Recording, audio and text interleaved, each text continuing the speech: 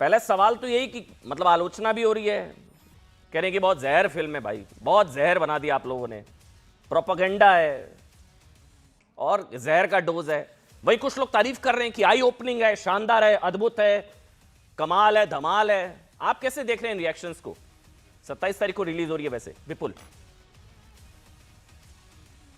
देखिए, जब आप किसी क्रिमिनल को एक्सपोज करते हैं, और मैं तो इनको क्रिमिनल मतलब मैं इनको टेररिस्ट कहता हूं, जो लड़कियों की जिंदगी के साथ ऐसा खिलवाड़ करते हैं, अगर आप उनको एक्सपोज करेंगे तो वो थोड़ी आपको आके कहेंगे कि जी हाँ मैं ये करता हूं। उनको तो आपको ये कहना ही पड़ेगा कि ये झूठ है। अगर लोगों को ये लगता कि ये फिल्म झूठ है, तो पहली वाली भी इतने सारे लोग नहीं देखते पूरे देश में या पूरी दुनिया में, उसकी इतनी चर्चा नहीं होती। और अगर पार्ट 2 जब ट्रेलर आया तो फिर क्यों चर्चा हो रही है? क्योंकि आप एक बहुत ही अनकंफर्टेबल ट्रूथ को बहुत ही बोल्ड तरीके से लोगों के सामने लेके आ रहे हैं।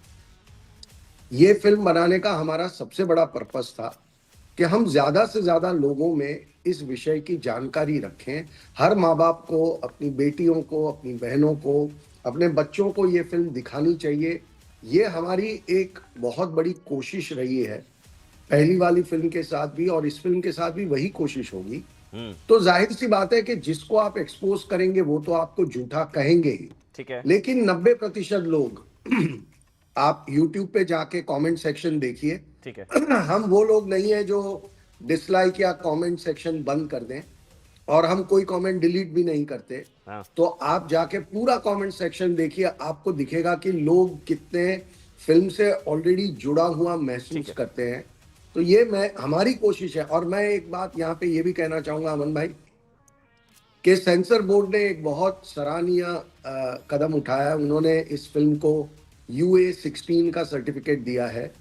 तो ज्यादा से ज्यादा यंग बच्चियों को या फैमिली मेंबर्स को माँ बाप ये फिल्म दिखा सकते हैं और उनको ये दिखानी ही चाहिए।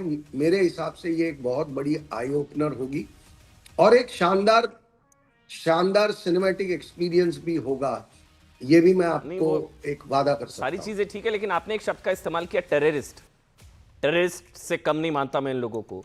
कुछ टेररिस्ट कनेक्शन भी एस्टेब्लिश कर रहे हैं क्या? लव जिहाद का कुछ आतंकी कनेक्शन, वैसे बस्ती वाले मामले में हुआ है, 300 लड़कियां वाला केस जो है, आपको भी पता होगा। लेकिन ये टेररिस्ट कनेक्शन क्या कुछ एस्टेब्लिश कर रहे हैं क्या आप विपुल भाई? अमन जी, जो लोग इसमें इन्वॉल्व हैं वो इतना घिनौना काम कर रहे हैं, इसलिए हम उनको सिर्फ नॉर्मल क्रिमिनल नहीं कहेंगे, हम उनको टेररिस्ट ही कहेंगे।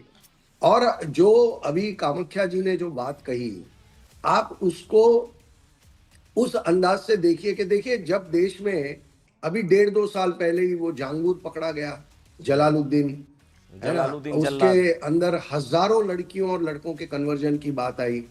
फिर प्रोफेसर मोहम्मद गौतम को तो रेट कार्ड भी बन गया था कि हिंदू कौन सी जाति की कौन सी लड़की ले आएंगे तो कितना पैसा मिलेगा, उसका रेट कार्ड लड़कों को बांटा गया था।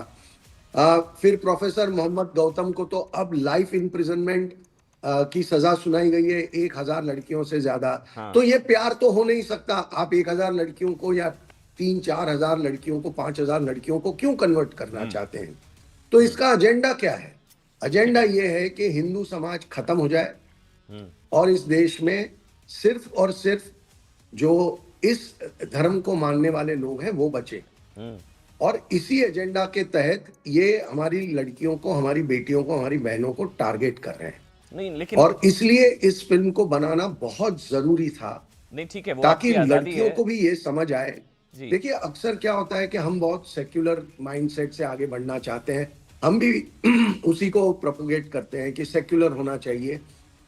लेकिन सेक्युलर होने के चक्कर में कई बार लड़कियां गलती कर देती हैं और फिर कई बार बहुत सारे ऐसे किस्से देखे गए जिनमें लड़कियों को अपनी जान से भी हाथ धोना पड़ता है। नहीं नहीं, उनका वो बहुत ब्रूटली मैं कह रहा हूं कुछ उनकी मामले जान हैं ले ली इस तरह जाती के है। विपुल भाई, वो तो मैंने भी हम बताए। चाहते थे कि उस पूरे रैकेट के ऊपर रोशनी डाली जाए जी। और लोगों को आगाह किया जाए कि ये हो रहा है। नहीं वो ठीक है, मैं आपसे अग्री कर रहा हूँ। कई केसेस हैं, कई केस स्टडीज मैंने भी बताई हैं, मैं भी हैरान हूँ। वो अदनान वो जो है वो अमर बन जाता है, वो सारी चीज़ें हैं। लेकिन बस एक आखिरी सवाल है, ये भी तो है ना, चॉइस का मामला होता है भाई। कोई हिंदू बेटी अगर किसी मुसलमान लड़के से प्यार करती है, शादी करना चाहती है, वो चॉइस का मामला है। Who are you to decide? मतलब ये आपका भी क्रिटिसिज्म हो सकता है। सारे ही थोड़ी ना जिहाद हो जाते हैं, सारे ही थोड़ी ना लव जिहाद हो जाते हैं। इंटरफेथ मैरिज तो ऑप्शन होता है ना, उसमें क्या प्रॉब्लम हो सकती है विपुल भाई? उसमें क्या प्रॉब्लम है? बिल्कुल। देखिए, हम कोई रखवाले नहीं है हिंदू मुस्लिम रिलेशनशिप्स के। अगर प्यार सच्चा है तो जरूर करें, उसमें हमारा क्या प्रॉब्लम हो सकता है। और हम हमारे आसपास हमने कुछ बहुत अच्छी शादियां देखी भी हैं हिंदू मुस्लिम की। पर अक्सर ये होता है, हमारी फिल्म एक सवाल उठाती है कि क्यों ऐसा नहीं होता कि हिंदू वो जो मुस्लिम लड़का है वो हिंदू बन जाए। क्यों यही उम्मीद की जाती है कि लड़की अच्छा। ही जो है वो धर्मांतरण करे। क्यों शादी के बाद धर्मांतरण जरूरी है? और अगर आप प्यार करते हो तो आप हिंदू बन जाइए, क्या प्रॉब्लम है? वहां पे आपको एक प्रॉब्लम दिखाई देगा, क्योंकि वो होगा नहीं। बहुत बहुत rarest of the rare case में कभी ऐसा होता होगा। हमने तो अभी तक ऐसा बहुत कभी ना देखा ना सुना। नहीं, आपकी बात ठीक है, मतलब चॉइस का मामला है, लेकिन फिर जहन में बस ये सवाल आ जाता है कि जब प्यार ही जताना है तो नाम क्यों छुपाना? मतलब वही होता है ना कि आप नाम बदल कर क्यों, आप धोखा क्यों कर रहे हैं? और प्यार में धर्मांतरण की क्या जरूरत है कि धर्मांतरण करना है, कन्वर्ट होना होगा, और ये सारी चीजें क्यों होनी चाहिए? ठीक है, आपका फैक्ट बेस्ड है, आपने बताया। शुक्रिया आपका विपुल भाई, बहुत बहुत धन्यवाद आपका, आपने समय निकाला। शुभकामनाएं आपको आपकी फिल्म के लिए, अच्छा करें।